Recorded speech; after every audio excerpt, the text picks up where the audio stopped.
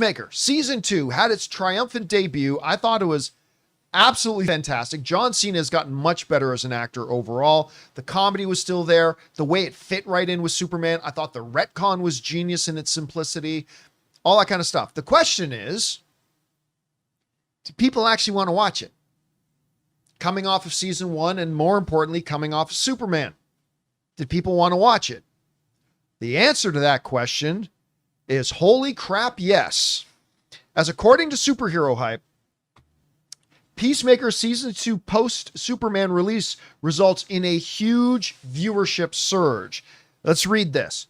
Peacemaker Season 2, which debuted on Max on August 21st, has witnessed a significant rise in viewership from the first season. Peacemaker serves as a spin-off to the 2021 feature Suicide Squad. The show premiered on January 13th of 2022 and garnered a positive response from the critics and general audiences alike for its inaugural chapter. I loved season 1. However, it seems that the sophomore season has performed even better.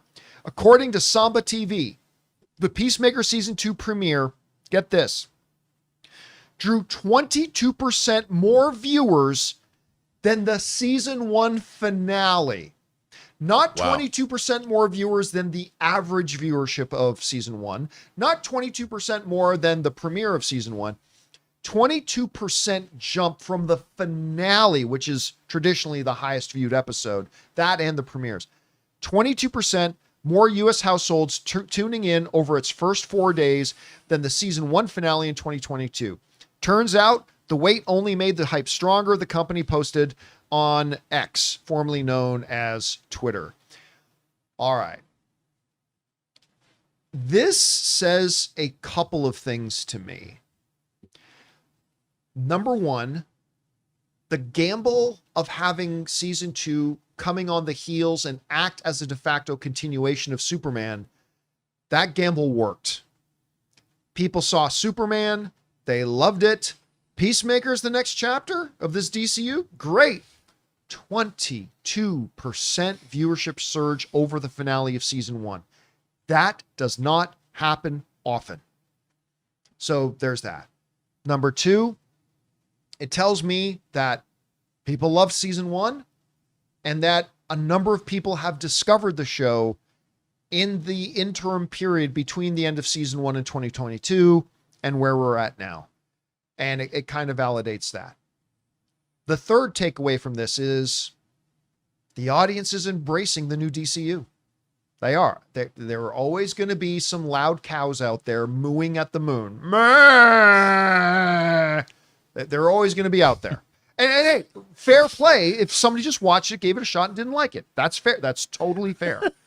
But despite that, clearly the data is showing us people are embracing this new DCU and it's working for them, despite the fact that Superman is very family friendly, although it does have some pretty heavy stuff in it, some straight up headshot murders, but fairly family friendly.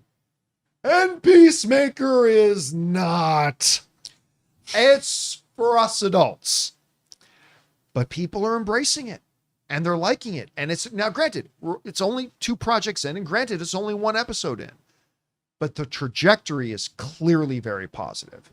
Now, there may be some people out there that are going to try to convince you otherwise. No! But they're going to be out there and they're going to try to convince you otherwise. But sorry, the data's the data. Doesn't mean you need to like it. It's all subjective, absolutely. But there's a lot to take away from this. Hey guys, John here. If you're dying for the next batch of Wednesday Season 2 to drop on Netflix, then I'll let you in on a secret. The Wednesday Season 2 official WoCast is already here. Prepare to dive deeper into the mysteries of Wednesday with the ultimate companion video podcast. Join the frightfully funny Caitlin Riley, along with her producer, Thing, as she sits down with the marvelous cast and crew. Together, they'll unravel shocking twists, dissect the dynamics lurking beneath, unearth the deep Addams Family lore, and answer all of your lingering questions that simply refuse to stay buried. Guests include Emma Myers, Joy Sunday, Steve Buscemi, Fred Armiston, Catherine Zeta-Jones, and of course, Jenna Ortega. With 8 delightfully dark episodes to devour, you'll be drawn deeper into the haunting halls of Nevermore Academy than ever before. But be careful, you know where curiosity often leads. The Wednesday Season 2 official WoCast is available now in audio and video on Tudum.com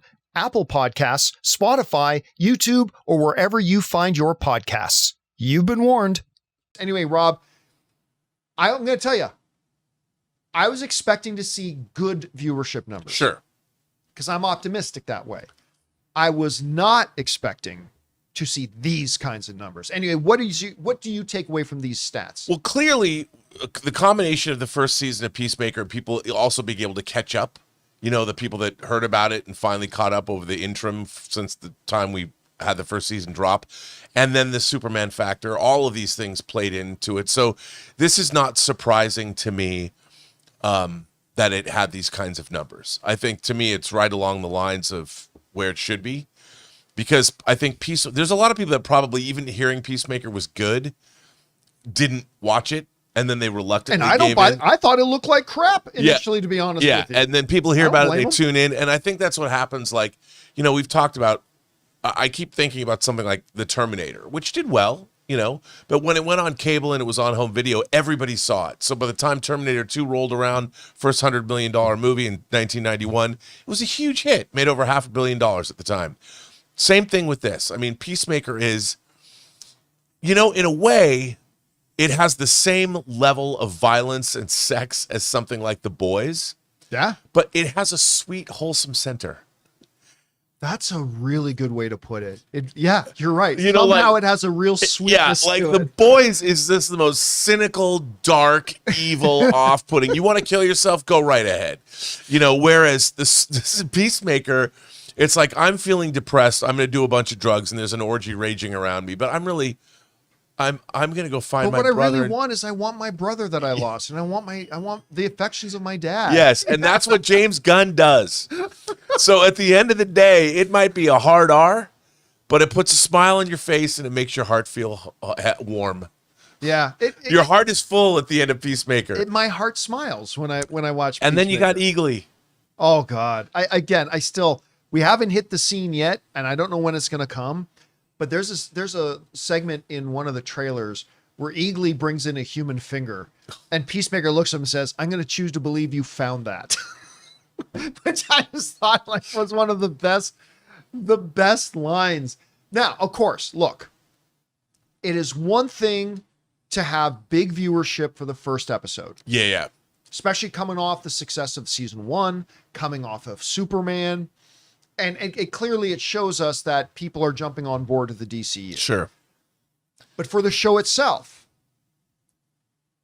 what does the viewership in episode 2 do?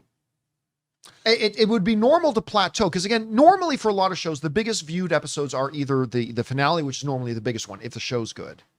It's never good when the viewership goes down to your finale.